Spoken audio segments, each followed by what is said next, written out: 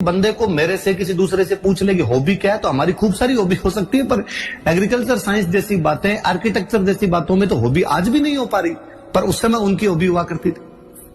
प्रताप मुझे इसलिए और लगते हैं कि वो राष्ट्र पुरुष है हमारे, जैसा कि अभी बाबू साहब ने कहा कि वो युग पुरुष है, राष्ट्र पुरुष है, कि यदि प्रताप भारत के अलावा और किसी देश के अंदर होते, वो निश्चित रूप से उस देश के राष्ट्रपिता घोषित किए जाते, कि उस व्यक्ति का जो व्यक्तित्व है वो हमें खूब सारी बातें सिखाता है।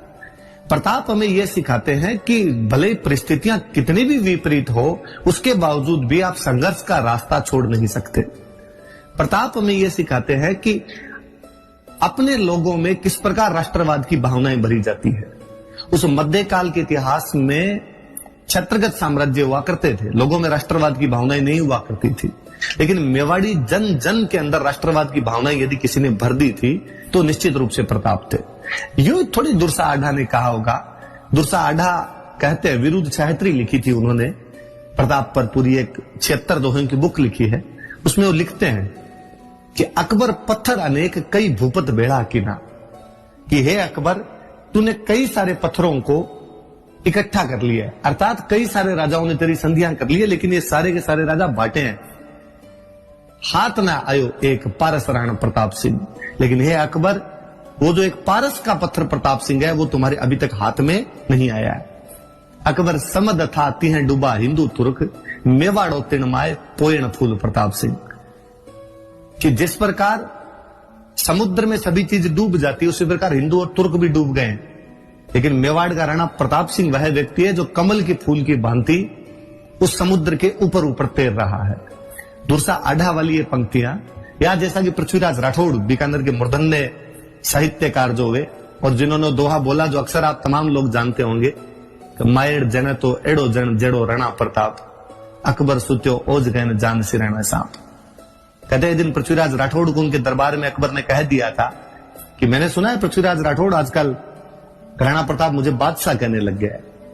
पृथ्वीराज राठौड़ बड़े तिलमिलाते हैं और कहते हैं कि ऐसा कतई नहीं हो सकता कि प्रताप आपको कभी बादशाह कहकर पुकारे, कहा पूछ लीजिए उनसे। पृथ्वीराज लेटर लिख के भेजते और पूछते हैं उसके अंदर डिंगल की वो पंक्तियां मैं आपको हिंदी के भावार्थ में बताता हूं कि मैंने सुना है कि आजकल आप बादशाह कहने लग गए हो, इसका अर्थ है कि अब सूर्य पश्चिम दिशा से उदय होगा। राणा प्रताप मुझे तो एक बात बता दीजिए कि मुझों पर ताव देना है या अपनी तलवार से अपने शरीर के 2 टुकड़े कर लूं। राणा प्रताप का रिप्लाई है कि जब तक एकलिंग जी ये शरीर का साथ देंगे तब तक राणा प्रताप के मुंह से अकबर कभी भी बादशाह नहीं कहलवा पाएगा। सूर्य उसी दिशा में उगेगा जहां पर उगता है। हे राठौड़ पृथ्वीराज, अपनी मूछों पर उसी प्रकार ताव दीजिए जैसे पहले दिया करते थे, मेरी तरफ से आपको कोई भी चिंता करने की आवश्यकता नहीं है। 1585 से 1597 ये जो 12 साल का टाइम मिला था, इन 12 साल के टाइम में प्रताप ने मेवाड़ का इंच वह कोना जो मुगलों द्वारा किसी भी रूप में शामिल कर लिया गया था वापस जीता गया है। 36 थाने तो एक साथ उठाए गए थे। 1585 से 1586 के दौरान पूरा मेवाड़ लगभग वापस ले लिया गया था। मांडलगढ़ और चित्तौड़गढ़ जो कि उनके राजा बनने से पहले निकल गया था हाथ से, और मांडलगढ़ जो उनके बाद में निकला है, ये 2 किले भले ही वो अंतिम समय तक नहीं ले पाए थे और अपने अंतिम समय में भी वो इन्हीं की तैयारियां कर रहे थे। क्या विडंबना है कि वह महान योद्धा जो हर अपना पल पल युद्ध के मैदान में बिताता रहा, एक शेर के शिकार में धनुष की प्रत्यंचा को खींचते समय नाड़ियों के में आए हुए खिंचाव की वजह से बाद में उनकी मृत्यु हो जाती है। कहते हैं कि उनकी मृत्यु के टाइम में उनके श्वास नहीं निकल पा रहे थे, तो किसी ने कहा कि भाई आपके श्वास क्यों नहीं निकल पा रहे, क्या दिक्कत है, क्या चिंता है आपको? और प्रताप ने कहा कि मुझे पता नहीं ऐसा क्यों लगता है कि मेरे बाद में मेरे बेटे अमर सिंह इस संघर्ष को जारी नहीं रख पाएंगे। सलुम्बर के सामंत ने अमर सिंह का हाथ लेकर राणा प्रताप के हाथ में देते हुए कहा कि आप चिंता मत कीजिए, हम बाबा रावल की सौगंध खाकर कहते हैं कि उसी प्रकार अमर सिंह के साथ लड़ेंगे जिस प्रकार आपके साथ लड़े थे। अमर सिंह अपने जीवन में 17 युद्ध लड़ते हैं, 17 में मुगलों को हराते हैं। मैं ऐसा योद्धा जो इतिहास में खो गया पूरी तरीके से। अमर सिंह के बारे में लोग कुछ भी नहीं जानते। होता यह है कि बरगद के पेड़ के नीचे छोटे मोटे पेड़ पौधे कोई पनप नहीं सकते दूसरे। प्रताप इतने बड़े हो गए कि अमर सिंह के बारे में हमारे पास इतिहास में जानने का कोई भी साधन नहीं है, या अमर सिंह के बारे में इतना कुछ भी नहीं बताया गया, जबकि वो यकीनन योग्य पिता के योग्य पुत्र हैं। मांडल की लड़ाई में 1608 वाली में उन्होंने पूरे मुगलों को काट दिया था। मुगलों की छतरियां, कभी मांडल जाइए आप भीलवाड़ा के, वहां की बनी हुई छतरियां देखिए और आप देखिए कि मुगलों की इतनी छतरियां मांडल के अंदर कैसे हैं। तब आप पाएंगे कि अमर सिंह पूरी सेना काट गया था। यहाँ पे जगन्नाथ कछवाहा वहां पर मांडल के अंदर उस युद्ध के अंदर शहीद हुए थे। मांडल का एक और युद्ध है 1583 वाला, जो मांडल का, जो वो मुझे और याद आता है। इसमें राणा प्रताप मुगलों को हराते हैं। इसमें 2 व्यक्ति वीर गति को प्राप्त होते हैं, नाथा कछवाहा और खंगार कछवाहा, जिनके नाम पर बाद में कछवाहों की 2 ब्रांचेज चली है। तो मांडल के अंदर प्रताप और अमर सिंह दोनों ने जीतें दर्ज की थी। हम तो कुंभलगढ़ के उस दूसरे युद्ध के बारे में भी नहीं जानते जिसमें प्रताप पुनः विजयी रहते हैं। हम कहां जानते हैं कि ताराचंद जब मालवा की तरफ गए हुए थे, भामाशाह के भाई, और जब वहां से वापस लौट रहे थे, शाहबाज खान ने उनको घेर लिया था और उस युद्ध के अंदर वो घायल हो गए थे। राणा प्रताप को इतना गुस्सा आता कि मालवा पर अटैक करते और मंदसौर से मुगलों का पूरा टैक्स लेके आते हैं। हम तो इस बात को भी कहां जानते हैं कि 1591 में कनेचन के युद्ध के अंदर उन्होंने दिलावर खान को हरा दिया था, या 1591 में राजनगर के युद्ध के अंदर वो दलेल खान को हरा देते। हल्दी घाटी युद्ध के ठीक बाद 1577 में मोही पर जब कब्जा किया तो मुजाहिद बेग को यहीं पर मार दिया गया था। जून के अंदर हल्दी घाटी और अगस्त 1576 में अजमेर, गोडवाड़, उदयपुर पर आक्रमण कर लेते हैं। सितंबर में गोगुंदा पर पुनः कब्जा कर लिया गया। कितनी सारी बातें, अनछुए पहलू है।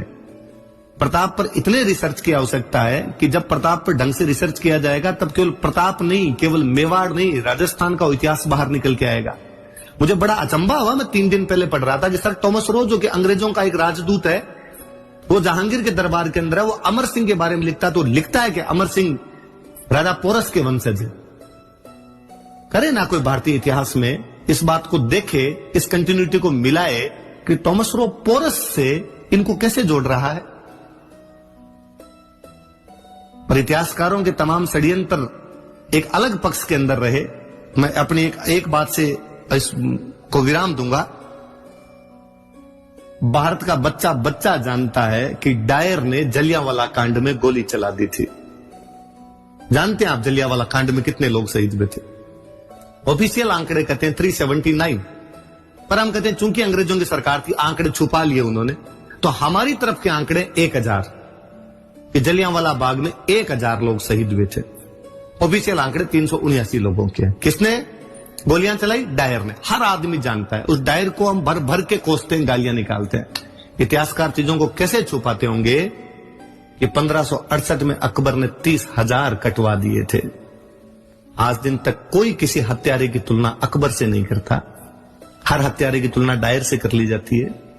चीजों को कहां उभारना होता है और कहां बिठाना होता है, ये वो है। और उसमें अंग्रेजों ने तो फिर भी उसके बाद पता नहीं कितनी माफियां मांग ली जलियांवाला कांड के लिए। अकबर ने अपनी किताब में गर्व सहित लिखवाया है कि लिखा जाए 30,000 काटे हैं, काफिरों को मारा हमने। पर कोई उठा दे अंगुली, क्योंकि धर्मनिरपेक्षता की चाशनी इस प्रकार से मढ़ दी गई कि हम बाहर ही नहीं आना चाहते हैं उससे। हम इतिहास को सही दृष्टि से, शोधपूर्ण दृष्टि से देखना ही नहीं चाहते हैं, क्योंकि फिर वो जो 70 साल का पिछला जो माया जाल बनाया होता है उसका तिलिस्म टूटता है, वो सारी बातें टूटती है। ऐसा क्या हुआ होगा कि जेम्स टोड को ये कहना पड़ा कि राजस्थान में तो, हमारे यूरोप में तो एक थर्मोपोली वीर, एक ल्यूनिडास हुआ, राजस्थान के गांव गांव के अंदर थर्मोपोलियां, घर घर में ल्यूनिडास, कि उसे अपने सबसे महानतम युद्ध को और राजस्थान से जोड़ना पड़ गया, हल्दी घाटी से जोड़ना पड़ा। थर्मोपोली उनका महानतम युद्ध है। अपना कोई कवि जेम्स टोड की उस बात को राजस्थानी में अनुवाद करके कहता है, कितना अच्छा कहता है कि दोहरा घाटा ताल रो आंटी लो इतिहास, गांव गांव थर्मोपोलिन, घर घर ल्यूनिडास। पर मेवाड़ की तासीर ऐसी थी जी कि करता बांटी कायमी रजपूती है खण सत्य, कि भगवान जब वीरता और दृढ़ता दोनों एक साथ बांट रहा था। कायमी मतलब दृढ़ता, रजपूती मतलब वीरता। हाजर जद मेवाड़ एक बीजा लगी न हथ, उस समय केवल वहां पर एक मेवाड़ हाजिर था, अन्य लोगों को वो हाथ नहीं आ पाई थी।